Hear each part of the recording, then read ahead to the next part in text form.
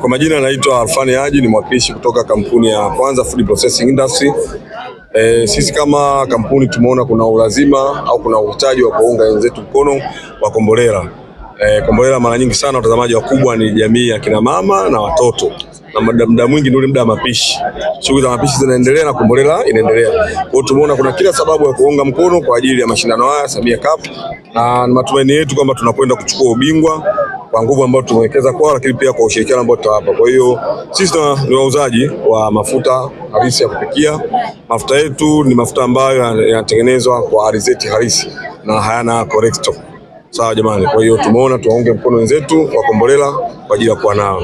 Kwa ufupi ni mnaonekana mna support michezo, mmeanza na timu ya Kombolela. Kuna mpango wote wa kuendelea na timu nyingine, kusupport timu nyingine au michezo aina nyingine?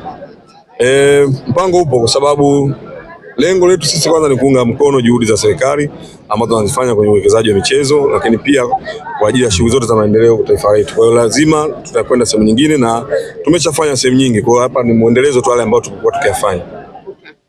Acha sawa, kumalizia lolote. Sengo hapa ni kocha wa Kombolela FC.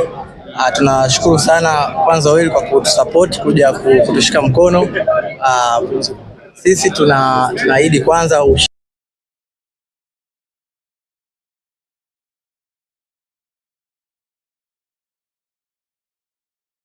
kuja kupika. Mwezi mtukufu atajifunza kupika mapishi aina nyingi. Tukutane uwanjani kwa ajili ya mengineyo. Asante.